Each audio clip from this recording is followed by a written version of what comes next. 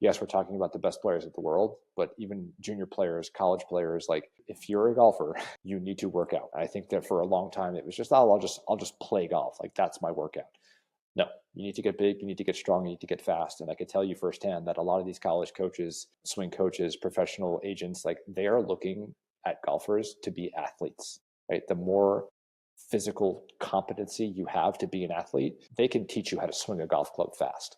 I have a lot of conversations with parents of junior players that are like, I don't know if I want my 15-year-old to start working out. I'm like, you damn sure better, because guess what? When they step on a college campus, that strength coach is going to throw them under a barbell whether they're ready for it or not. I'm Garrett Salpeter, and I believe that the most powerful and transformative way to help people recover from pain and injury, heal from trauma, and reach their highest levels of fitness and performance is to focus on the nervous system. In this podcast, we'll share knowledge from the frontiers of neuroscience and inspirational stories of how applying that knowledge has empowered people from all walks of life to heal, adapt, and grow. Hello, NeuFit Nation. Welcome to the Undercurrent Podcast. And in this episode, we are going to go deep on golf fitness. We're going to talk about all of the underlying movement qualities required for effective golf performance and durability and avoidance of injury.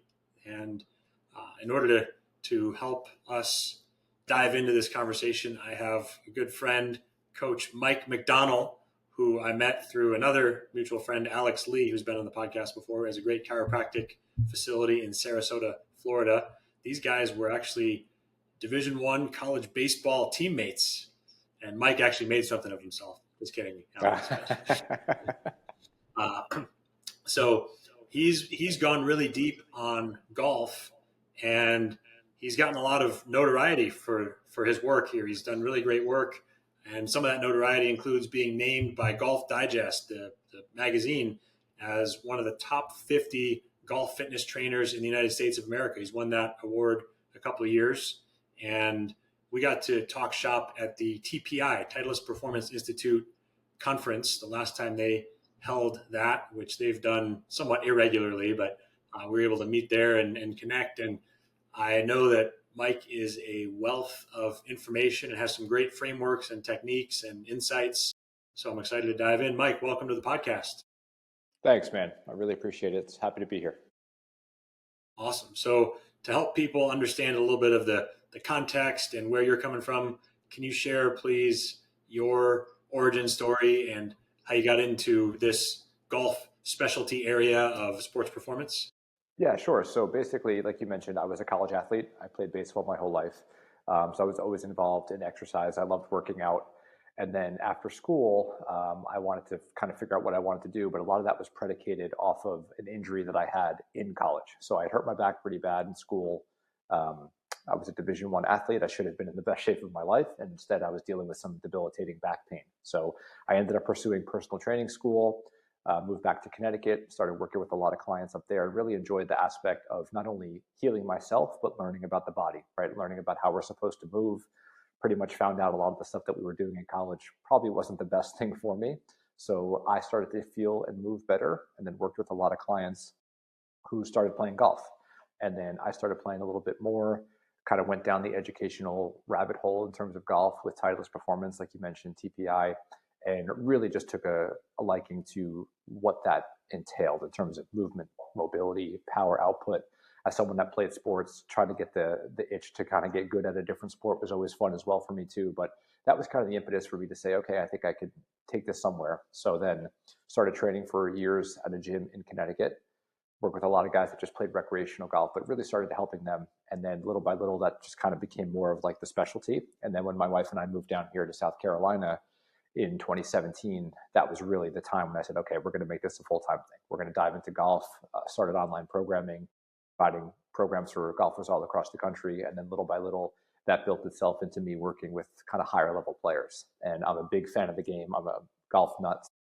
It just really made me passionate about waking up and doing what I do every single day. So now I'm in a hybrid where I train people here out of my own gym at the house, my local players, but then a lot of what I do is online. So I provide coaching and programming for players of all calibers. So professional golfers to just recreational people all across the country. And I love it. So we're going to dive into a lot of the frameworks that you use, Mike. And for people listening who themselves are golfers and are interested, they can self-apply some of this. And for the clinicians or other practitioners listening, this will be some good insights that they can apply in their own work here. So can you talk with us about your framework for how you approach, a new client who comes to you, what you're looking at, how you're prioritizing what to work on, sort of your framework? And I think as we do that, we'll have to get into some of the assessment to understand what you look for, because that, of course, influences what you do and how you prioritize things. Yeah, I mean, that's well said, right? So that's kind of where it starts, is the assessment process. And my framework has kind of shifted over the years, right? I think it's something where it's easy to get stuck in something, but then the more that you learn and you figure some things out, I've kind of shifted the framework a little bit to include some different aspects of it. But a lot of it starts with the assessment process that's founded under TPI, right? So the Titleist performance process kind of sets the foundation in terms of how somebody moves. So my job is to take someone and figure out what they're good at, what they're not so good at, and then what that movement means in terms of the golf swing, right? So we're looking at joint function, mobility, range of motion, asymmetry all throughout the body. We're following, the joint by joint approach to take a look at what joints are supposed to be mobile, supposed to be stable. And then in addition to just the regular TPI screen that we're looking at, thoracic rotation, hip rotation, all that stuff, we're starting to also break out into some movement capacity drills as well. So that's where we bring in things like FMS and, PRI and some other kind of modalities that have been out there that I've kind of picked and chosen what I like to do, a little bit of both. But in terms of kind of simplicity's sake, we're taking someone to get a blueprint as to figure out what they do well, what they don't do well. And a lot of that starts from a mobility assessment standpoint, right? Because in golf and in any type of rotational sport, we have to have requisite movement in certain joints in order to gain the output that we're trying to have in the golf swing. So if someone comes to me with, really terrible hip mobility, that's going to be a framework that we're going to have to build out first, because they're not going to be able to do the detailed things down the road if they can't internally rotate their hip more than 10 degrees, right? There's certain things that we have to look at. So it all starts from a foundation of mobility and from an assessment process. And then from there, we can dive down the rabbit holes in terms of what we need to kind of attack first, into like what we call the training pyramid, and kind of how we break out from there. And so we use, in the NeuFit method, we use a pyramid where we have requisite coordination and mobility at the bottom, which it sounds like you went there first. You probably agree. Then we would layer energy capacity on top of that. And then on top of that, strength and speed, and then skill and performance, the sport specific skill and that type of training. So is your pyramid the same, or any differences there, just so we sort of have the foundational pieces in place? Sounds pretty similar. I mean, I don't even really touch much of like the sport specific stuff. Like that's what golf practice is for, right? So for me, it's pretty much like, yes, foundational range of motion, layered with like stability, right? How well can you move in space, right? And then the strength output. And then the top layer of the pyramid, I think that tends to be the problem, is people want to skip to that, which is like the speed, power output, fancy, sexy drills that you see on social media, right? As like that top layer of the pyramid. And those are things that are really important when we're talking about club head speed, force production, all the ground force, all those things that really matter from measurables. But in terms of that pyramid, if you're not doing something well at the bottom, you're just not going to be able to maximize what you're trying to do at that top end. So yeah, it certainly sounds like we follow a similar framework. And I think all of them are important. And I'm sure we'll talk about this more, but I think that golfers specifically really need to embrace the concept of getting strong. For some reason, it just is lacking a little bit, or lagging behind some of the other sports in terms of just being able to lift things and get strong.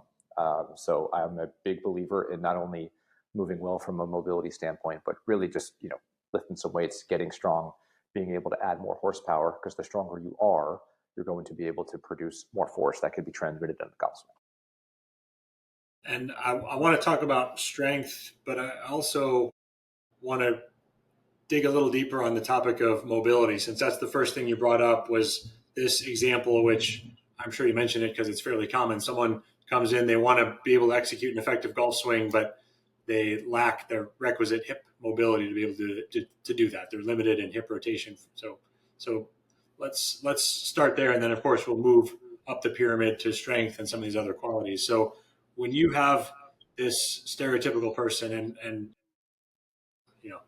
he who lives in a glass house should not throw stones. So I'm one of these people who is has stiff hips, a lot of time playing ice hockey, kind of barreling around out there like a cannonball, and did not know a lot of these things until much later in my life. So I'm also asking as an interested party here. But when you get this person coming in, then what is your message to them, and what does your programming look like to help make some of those early progress there and start to check some of those boxes so they do meet the requirements of hip mobility, so they can sort of move on to the next stage of development?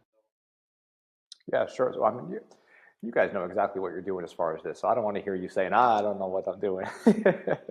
But no, so when it comes to it, I bring up hip mobility because yes, it is by far the most common lacking range of motion that I see, specifically hip internal rotation for golfers, which if you're a right-handed player, that lead hip, that left hip needs to be able to internally rotate for you to be able to turn. So if I see someone that just is very much struggling with that range of motion, the messaging is pretty simple. It's, hey, we need to address the root cause of the problem, right? We have to get your joint to move better so that you can do X, Y, Z, turn bigger, swing faster, hit it further.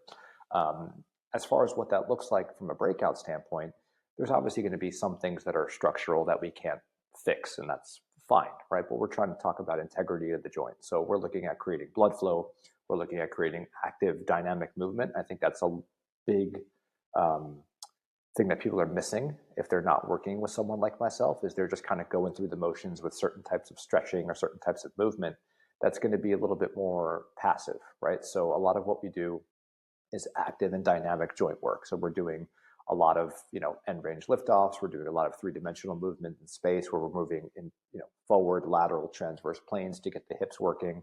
Because one thing I also like to say to people is the golf swing is a ballistic, fast, three-dimensional movement, right? So we have to train that way in the gym if we're trying to express that motion in the golf swing. If everything we do is just a front to back, bend over and stretch, one of those things, maybe it's helping you a tiny bit, but it's not necessarily kind of translating to the golf course. So when we're talking about hips, I mean, we have to restore hip extension. A lot of times people are kind of pulled into that anterior pelvic tilt and they lack hip extension. So we're doing stuff like that. I mentioned three-dimensional stuff. I'm a big fan of the 90-90 hip stretch, a lot of progressions that we do off of that. Internal and external rotations, any type of transverse lunges or multiplanar lunges, I'm a big fan of as well. So once we get some of that movement kind of restored to the joint, then we can really kind of click save and lock that in with a little bit more strength work. So that's kind of the quick answer to like how we kind of go from like a diagnosis to say, okay, you're at 10 degrees of lead hip internal rotation.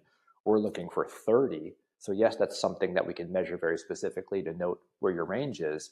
But in terms of movement, it's, can we get you to move a little bit better? And oftentimes, and again, you know this better than me, some of that lack of hip issue, okay, is going to cause things elsewhere. So their back hurts, right? Or their knee hurts. And there's going to be some compensation patterns in their golf swing as well. So that's something that we diagnose as best we can, but we also work with medical professionals and other therapists to say, okay, how can we really get this movement a little bit better to attack the root cause of the problem? Because our bodies are really good at compensating.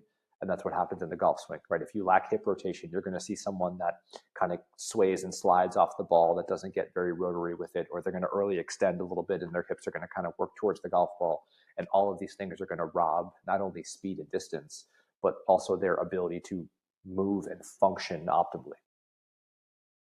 Yeah, that's beautifully said. And when we talk about the pyramid, just going back several minutes in the conversation, I think that if the initial foundational steps or layers of the pyramid are not built out properly, then you're going to have an artificially low ceiling in terms of performance or injury or both.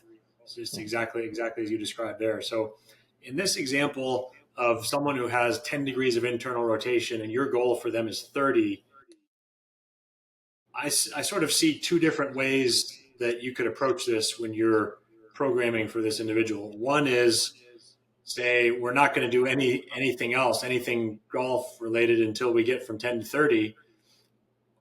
Or, and there's, the reasons for doing that, of course, would be because we don't want to build in compensations and we don't want to create problems. And then there's also the issue of, well, one, compliance. Are people going to be patient enough? And two, is there a benefit to getting, when you get from 10 to 11 to 12 to 13 degrees, still taking swings so that you can incrementally increase the motor control and learn that. So there's sort of, one option A or two option B. Which approach are you doing here? Are you doing more of you have to wait until you check that box to really move on to the next thing? Or are you sort of integrating multiple areas of focus in at once? Yeah, I think just realistically, we're going to do more things than just specifically try to target a certain range of motion, right? Because a lot of people still want to move, they still want to work out. So we're gonna harp on it, but we're still gonna go ahead and do other types of things. I think to your point that the one thing that we don't want to do is load a dysfunctional pattern, right? So if someone is having a really, really hard time doing something, I'm not just gonna throw exercises on top of them to try to make it better if the pattern stinks. But to your question, it's going to be let's address the hip mobility, let's get it working as best we can, and then let's still supplement them with certain exercises to get them not only feeling like they're getting a good workout, but also trying to groove the pattern a little bit more. Most of the people I work with are quote unquote regular golfers, right? They're not playing for a living. So they just want to kind of get in, feel a little bit, feel better, and move a little bit. If I'm working with one of my high level pros and they have a lot of things going on and they want to really specifically try to do something, we can target in a little bit more. They're going to be more compliant. They're going to be a little bit more patient. And it's also their livelihood, right? But I think at the same time, we have to find the balance of, giving them what they want versus what they need. But a lot of that starts with, I don't want to say tricking them into doing certain things, but we're going to give them things that are going to be helpful for them that might look a little bit more fun. So yeah, I'm not going to sit there and have someone on the ground for 45 minutes. We're going to get them up and moving, but we're going to really keep the focus in terms of like, hey, this is your big rock, right? Your hip mobility is your big rock. We're gonna hammer that, but then we're also going to let you move and lift some weight as well. And one more question on this particular topic. What's your messaging to a client, to one of these athletes around your hips? In this following this example, is it that, we're going to be doing this for a while, we'll be doing other things, but we're going to continue to focus on this? And is there a particular way that you communicate this to them? And is there also a way that you communicate expectations around, if we do this X number of days, we would expect to see, in a few weeks we can progress to here, in a few months we can progress to here. When you're talking about longer term planning with people, how's your messaging around those types of expectations? Yeah, so a lot of it starts off just from a kind of a scientific aspect of it, right? So your hips are ball and socket joints and they need to be mobile, and here's why. So we're giving them the rationales, and we're not, as opposed to just saying this is what we're doing, right? We're explaining to them why the hips are so important, especially for golf. So we're talking about the three-dimensional movement. We're talking about how, like I said earlier, if your hips don't do certain things, you're going to likely compensate to other capacities. So we're giving them benchmarks to say, hey, listen, we're at 10. Let's try to get to 15 degrees in 8 weeks or whatever it might be, right? So we're not expecting them to get from 10 to 30 in a month. That's probably not very realistic, right? But we're trying to get incrementally better. But the messaging is you have to do this because, like you said earlier, if we're lacking something at the base level, we're going to have holes, right? We're not going to be able to optimize what we're trying to do. And when you kind of lay that out for people and show them the path and show them kind of the steps that you're going to take from a programming standpoint to get them better, I think they really buy into that a little bit more. I also try to understand and say, listen, here's what we're not going to do, right? We're not going to have someone with terrible hips, doing a ton of plyometrics and stuff like that if they can't absorb force, right? So there's kind of a hierarchy of things that we're going to take a look at, and I explain it all to them up front. And again, we're just using hips as an example. Same thing holds true for shoulders, right? If someone can't externally rotate their shoulder, like we're probably not going to barbell overhead press them to start, right? We're going to work through some other ranges of motions. We'll press a landmine. We'll kind of build up to it. And when you lay out the progressions and the fundamentals like that, I think people are way more likely to buy in and also think that, oh, wow, this guy kind of knows what he's doing and he understands. He's worked with people like this in the past. And it's not just, throw some cookie cutter program at somebody. You're showing them how you're going to make them better over time. But I cannot stress enough that most people need to, first of all, go get assessed to figure out what ranges of motion they lack. And then secondly is really learn how mobility affects the body.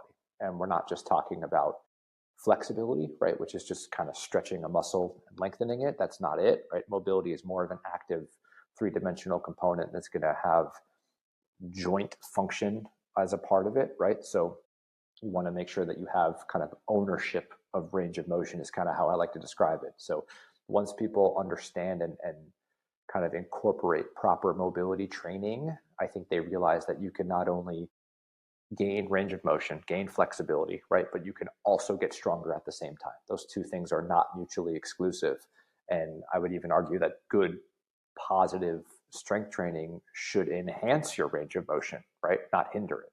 Because that's one of the most, not to get off track, but that's one of the most common things that people come to me for is like, oh, I don't want to lift for golf because I'm going to get too tight and too stiff. And I'm like, well, no, if you go in and do 1,000 reps of a bench press, yeah, that's probably not the best idea. But if you're training your body kind of the way it's supposed to from a performance standpoint, not only should you be lifting all year round, but you should be lifting to make yourself better at your given sport, not worse. And for some reason, golfers struggle with that. I mean, I can't tell you the amount of junior players I work with, or even pros, like kids that come out of really good colleges, and they're like, wow, like I don't know how much I want to train during the week because I got to play 4 rounds in a row. And I'm like, yeah, that's exactly why you should be training, right? To make your body a little bit more resilient. But I digress. That is a good point. And there's also a few different sort of competing factors here. If you look at many of the professional golfers, they're sort of very thin and twitchy and more reactive than strong, right? So I think we can sort of categorize strength as more reactive in one camp, or more, I'm trying to remember what the right term would be for the opposite, more kind of, muscle driven as opposed to connective tissue driven, or, I mean, you need both, right? I think I would argue that you need both. I think to your point, golfers tend to be pretty twitchy, right? They're powerful, ballistic, and that's needed because it happens in very short bursts. But again, I would argue that having more horsepower to produce force can allow you to do that thing better, which is swing a golf club.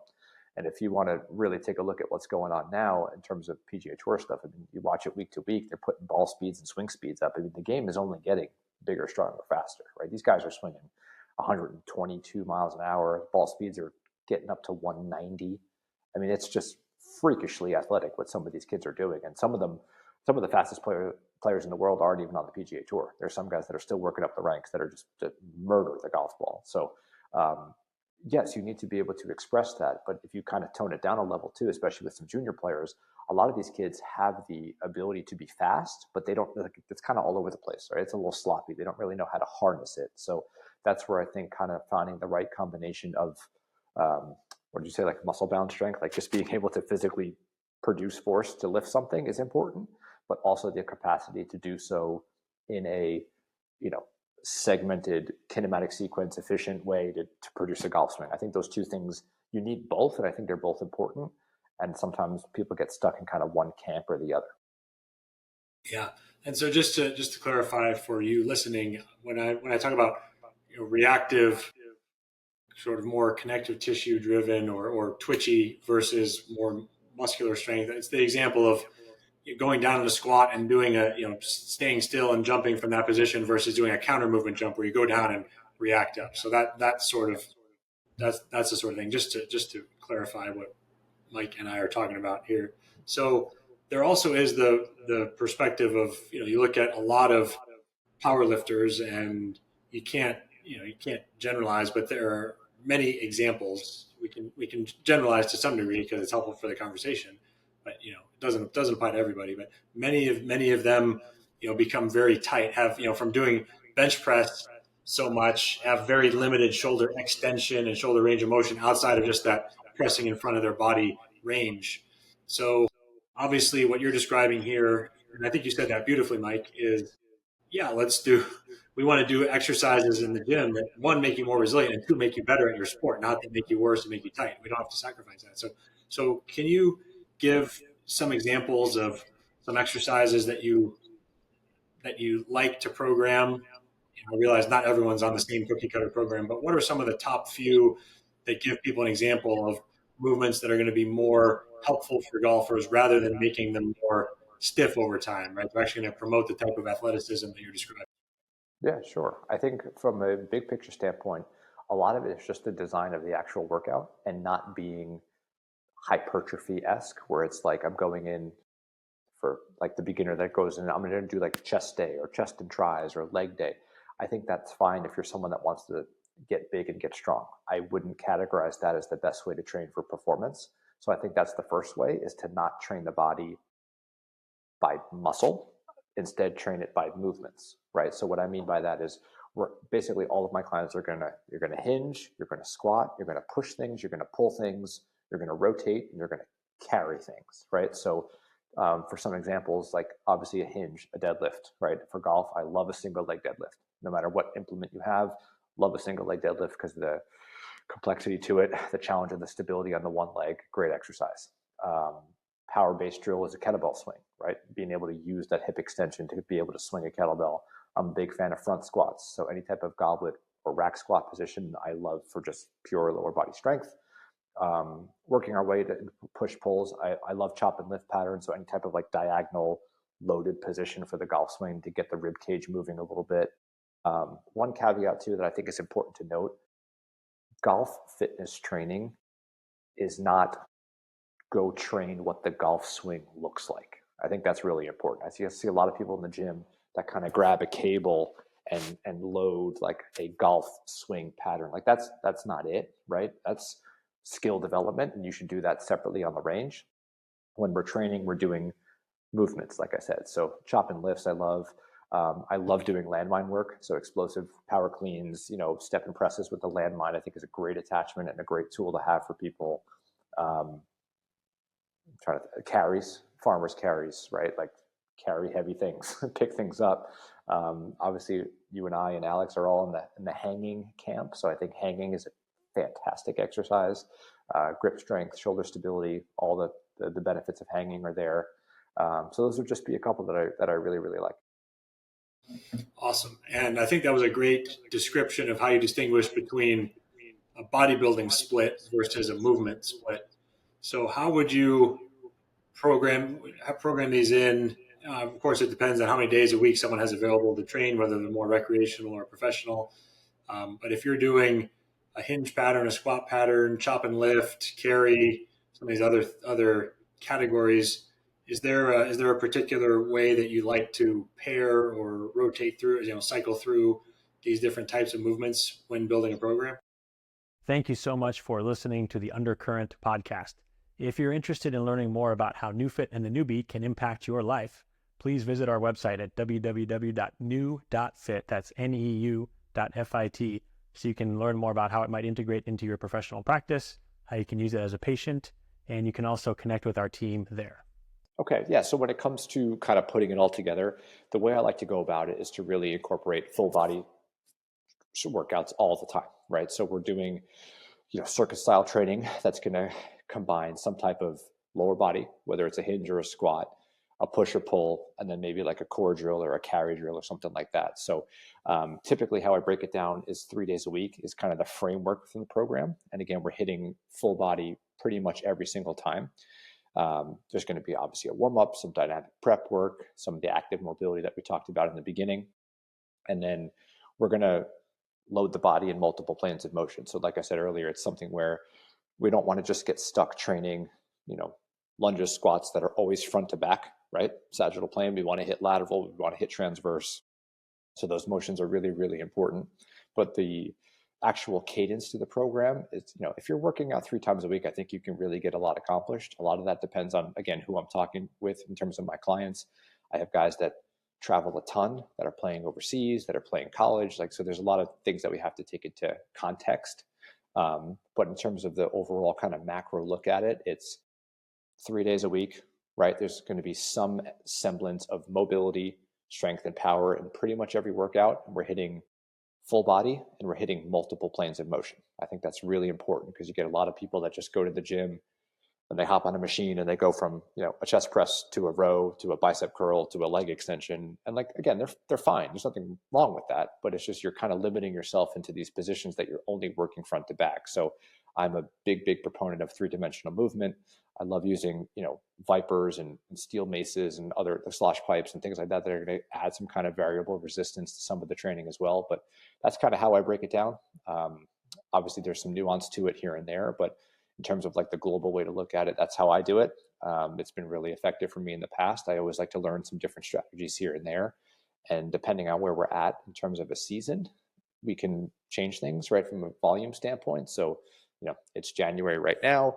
Maybe we hit strength a little bit more, especially for my guys that live in the Northeast that aren't playing right now, right? However, it's also January, and I have guys on the Corn Ferry Tour that just started the season, and they're in the Bahamas, and they're in Colombia, and they're traveling from Airbnb to hotel, and these things have to be nuanced and changed based upon where they are. So there's a lot that goes into it, but I hope that's a long-winded answer of how I go about the program.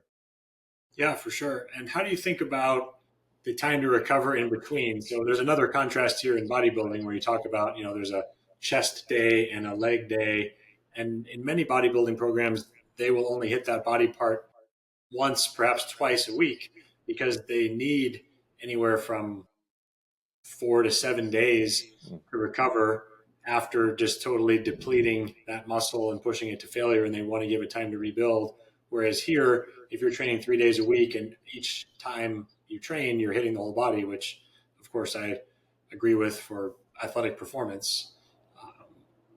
How do you think about the loads and recovery and adaptation? How do you sort of manage that so that you can continue to progress instead of hitting a wall with fatigue and seeing weights drop and stuff like that? What are your thoughts in that domain? Yeah, I think we're always trying to figure out the best way to go about that, but recovery is so important. It leads us into the context more of other modalities into hydration, sleep, nutrition, hot cold therapy, all the other things that I think matter, but are a little bit more detailed. I guess I think those come into play. For the programming side of things, I'm a fan of lifting weights. We're not trying to max out, so we're not necessarily going to failure sometimes, whereas you might be more so in the bodybuilding realm to grow. So we typically, you're not like crazy sore, but I think that's where, depending on the person, my job is really important, because if I'm dealing with a professional or high level golfer, my job is to make you as prepared and as consistent as you can every single round. So like, I'm never going to take someone if they're playing Thursday to Sunday and we're not going to lift heavy on a Wednesday. It's not going to be in their best interest. But if it's just a regular recreational player and we have our winter time, we could hit it a little bit more, fatigue the muscle a little bit more, push our rep maxes a little bit more. But it's tricky because a lot of what I do is virtual as well. So like, we're doing perceived exertions and stuff like that. But I'm not going to be one to sit there and say, let's necessarily push to failure, because I don't think you're going to be able to recover as well as you want to. And for golf, a lot of people play a lot and they have a limited window of time when they can play. So my job is to get you feeling as best you can, as often as you can. Again, it doesn't necessarily mean I shy away from lifting weights, because I don't. I think it's very important. But if you're giving yourself 48 hours-ish in between workouts, you should be feeling okay. And then if you add some of the supplemental, we'll call it modalities, that can help you recover from massage therapy, manual therapy, all those fun tools that can certainly be helpful. There's a way to go about it. So one of the things that jumps out at me when you're talking about that too is also the contrast between training for more neurological adaptations, improving movement patterns and speed versus muscular and hypertrophy adaptations. And you described that. I'm just sort of emphasizing that and tugging on that thread a little bit more. So I think that's one element of it. And one of the things that I've seen is a couple different lines of research in that realm that I think are relevant here and are interesting. One is, for example, studies on soccer players that show after a soccer match, the players who played the most minutes in that game, their measures of neuromuscular function will be diminished for 48 to 72 hours. They're in that depressed state as they recover, and then ideally they'll supercompensate, or at least come back to baseline.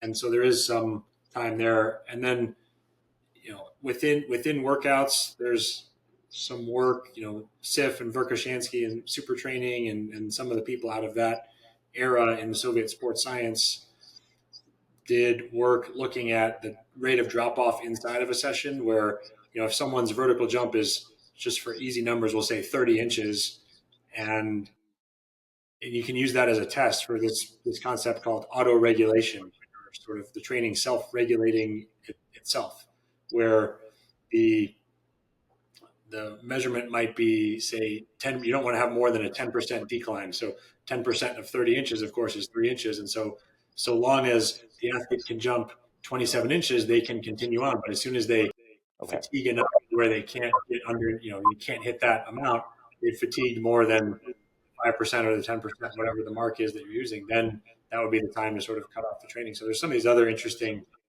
topics that I think are related and interesting in this concept when you're trying to train more athletic performance, and it's more neurological than just the muscle hypertrophy push to failure.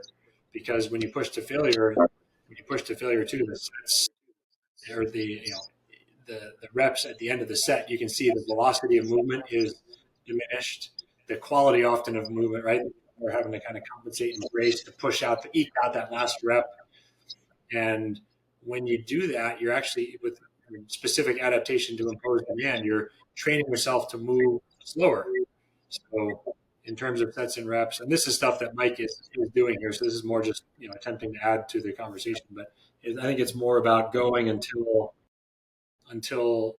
not until fatigue and failure, but until speed and quality of movement start to diminish. And that's the time to cut a set there. So I think just trying to, share a little more insight into some of the relevant thought processes here. And just to piggyback that, Garrett, because that's extremely well said. I think velocity-based training is becoming a very prominent thing at like higher echelons. So to your point, it's like movement output and efficiency. So, if I'm moving the bar at whatever that meters per second speed is, I'm going to do as many reps as I can at that threshold. And the second that dips down, I'm going to stop, right? So we're training, to your point, movement output, but with competency. And I think that's a really good thing. Now, again, I don't have some of those tools for my players virtually, but yes, we're trying to get them to move better, but effective. And I think you can get kind of sloppy if you just focus on, let's push a certain amount of weight. I think that can get kind of down a slippery slope. But yeah, the velocity-based concept is getting very popular as well. And I think what you said kind of nails it. Awesome. So one other thing that you touched on during this last segment was how you would work with one of your pro players who's about to play a 4-day tournament. You wouldn't push them super hard in the workout on Wednesday. What do you have them do during those tournaments? And one thing that I'll share also to perhaps set the stage is that we work with a lot of, say, NBA and NHL teams where they often play back-to-back games. They play 82 games over the span of 180 days, or however long the regular season is. It's approximately that. So it's an average of one game every 2 to 3 days. And they have this general issue where oftentimes the players get weaker and slower as the season goes on, as fatigue accumulates, and they're not able to train the way they do in the off season to maintain. And one of our goals, and what we see with players whom we support, is that they often can maintain or sometimes even get better during the season. And one of the strategies that we like to use is, they're getting a lot of their skill training and speed and energy work out on the ice. So they're not getting the strength work. And especially if they have injuries or for different reasons, we can use something like the newbie to really engage motor unit recruitment and get a very quick and targeted and effective, but not very depleting workout to get a bit of a max strength stimulus and start to at least maintain, if not continue to build some of those traits during the season. And so one of the ways that we might do that, for example, and this is segueing back into this issue of strategies and approach for something like a 4-day golf tournament.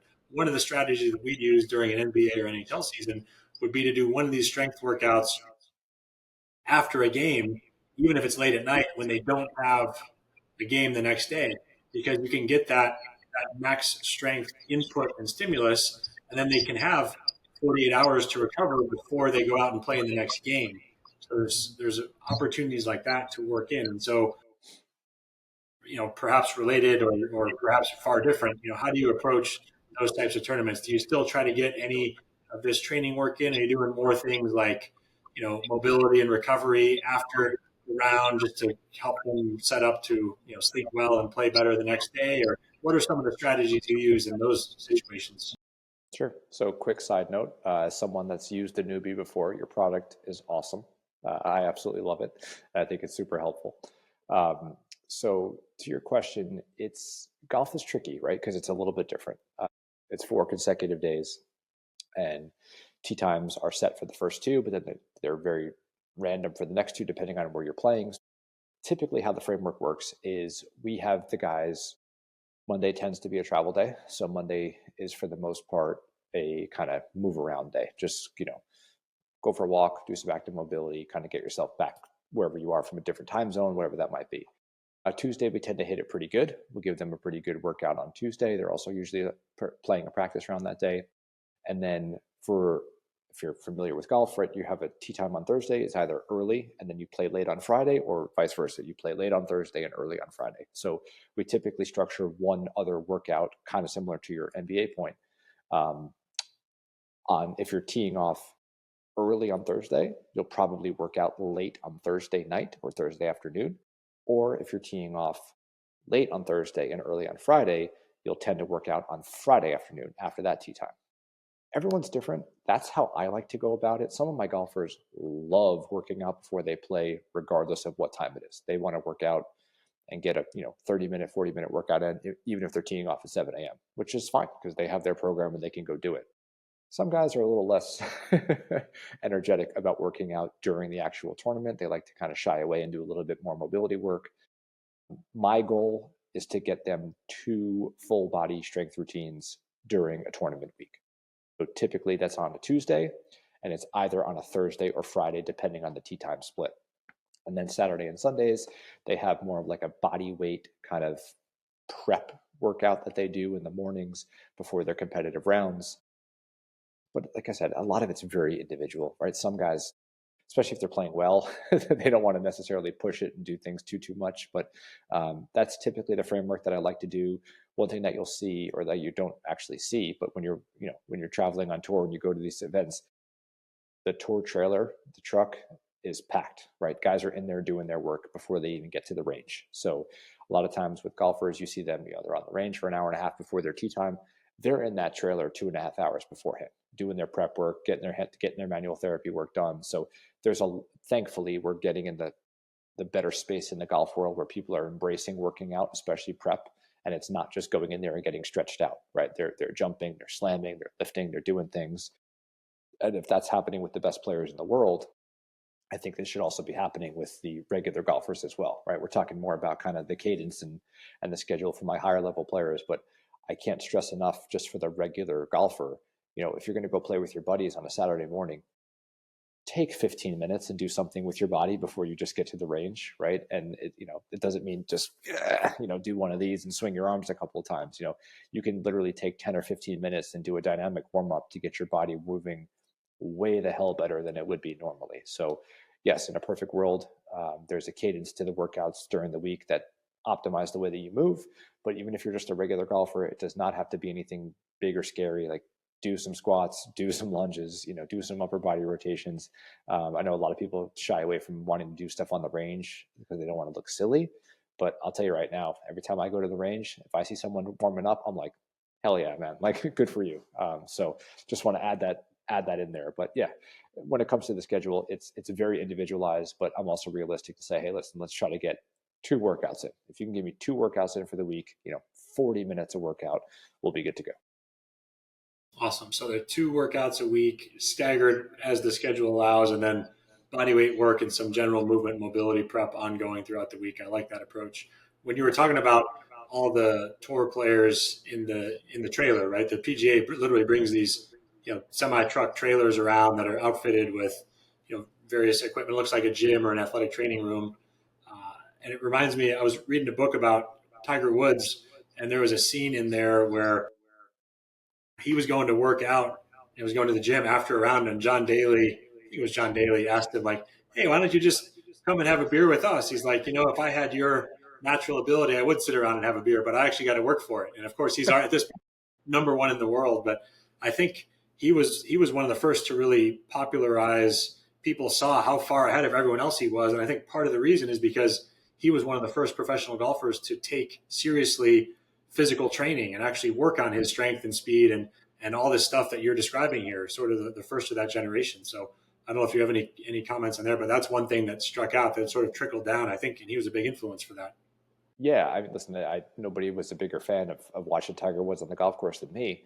But that being said, I think he took things a little too far, right? With like he used to run 4 to 8 miles a day. He would train a little silly when he got into some of the Navy SEAL stuff, and I think that did kind of lead to some of his degeneration from a physical standpoint. I mean, yes, I think he took the torch to say, "Hey, listen, fitness is a part of golf," and I love that. But I think he also got a little wayward with it in terms of just being either obsessed with it or just kind of going down the wrong rabbit hole.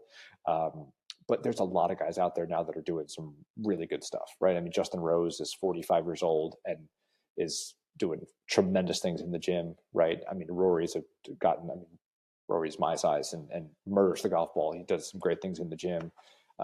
There's some routines that you see when there are guys out there and you're like, okay, like that's interesting. But for the most part, there's some really, really solid work being done week to week on tour. And I just want to stress that, yes, we're talking about the best players of the world, but even junior players, college players, like if you're a golfer, you need to work out. I think that for a long time, it was just, I'll just play golf. Like that's my workout. No, you need to get big, you need to get strong, you need to get fast. And I can tell you firsthand that a lot of these college coaches, swing coaches, professional agents, like they are looking at golfers to be athletes, right? The more physical competency you have to be an athlete, they can teach you how to swing a golf club fast. I have a lot of conversations with parents of junior players that are like, I don't know if I want my 15-year-old to start working out. I'm like, you damn sure better, because guess what? When they step on a college campus, that strength coach is going to throw them under a barbell whether they're ready for it or not. I want them to really be comfortable and confident with a movement standpoint, especially when we're talking about golf. I still think, like I said earlier, the golf is lagging behind a little bit, but we're getting there. Yes, Tiger helped, and now it's getting much better on a week-to-week basis. Yeah, well said. And I also was thinking of when you were talking about the trailer and the tour and guys training, there's some really good behind the scenes footage of that in the Netflix. Is it called Full Swing? The Netflix documentary about the PGA Tour? Yeah. I was actually down at the Players 2 years ago, down at TPC Sawgrass. I was in the gym and they had all the cameras there filming, and I think they were filming like Ricky or JT or some of those guys. But I mean, there's probably 25 guys in the gym, and a lot of them have their own guy and stuff. So it was actually pretty funny to see that happening live in the moment. Oh, cool. Yeah. So if anyone is interested in a tip on something to watch on Netflix, I've thought that was really cool to see that behind the scenes and the life of professional golfers. It's cool to get to know some of the players. Different topic, but related, of course. Mike, before we move on from this, really meaty topic of programming, is there anything more that you feel needs to be said here?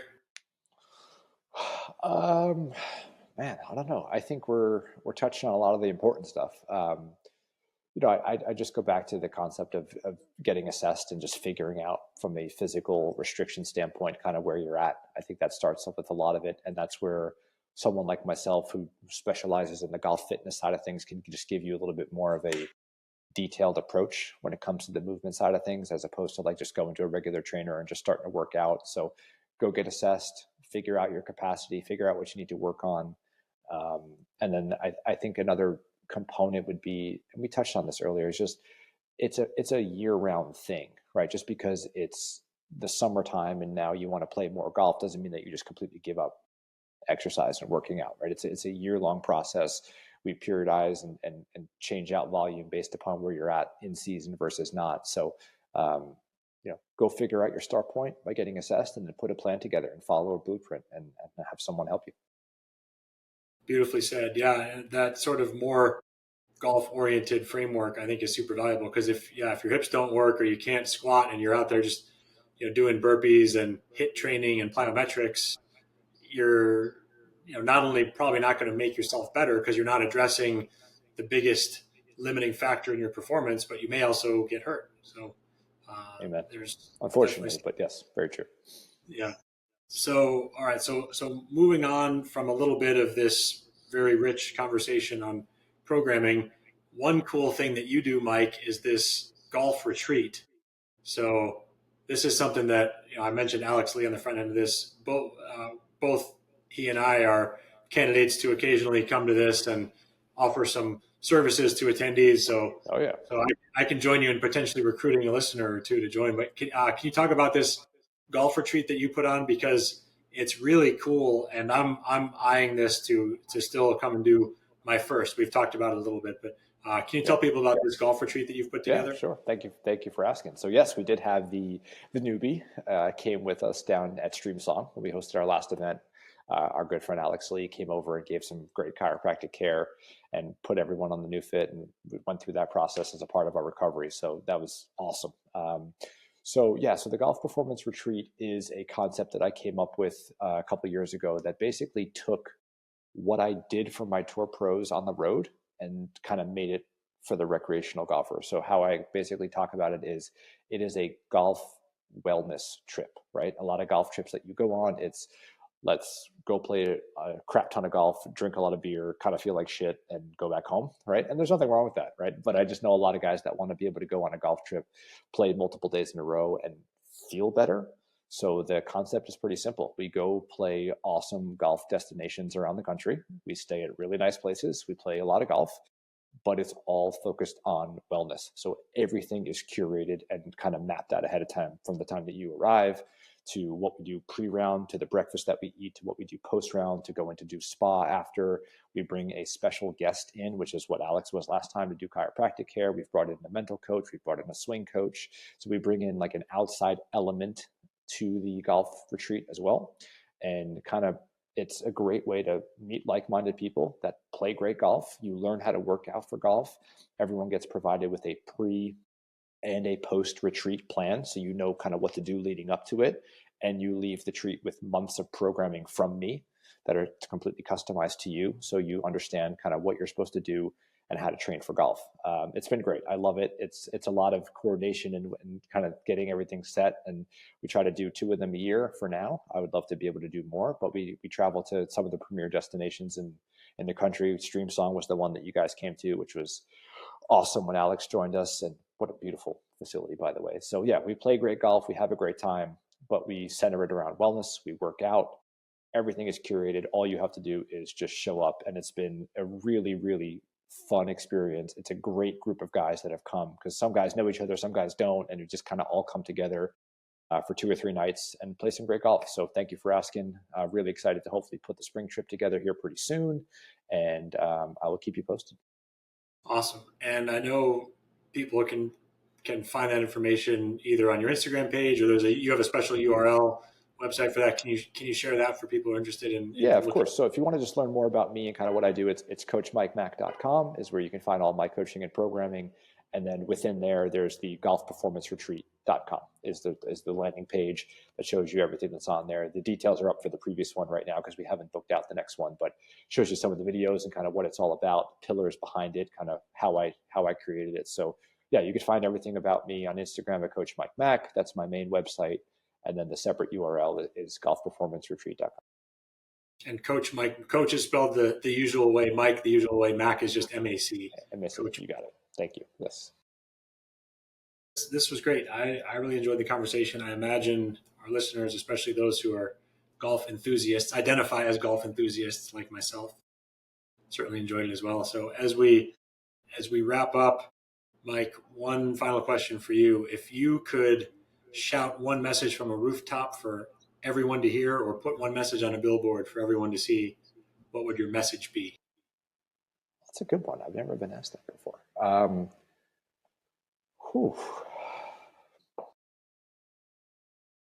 I mean, I want to sound like cliche, but like, take care of your body.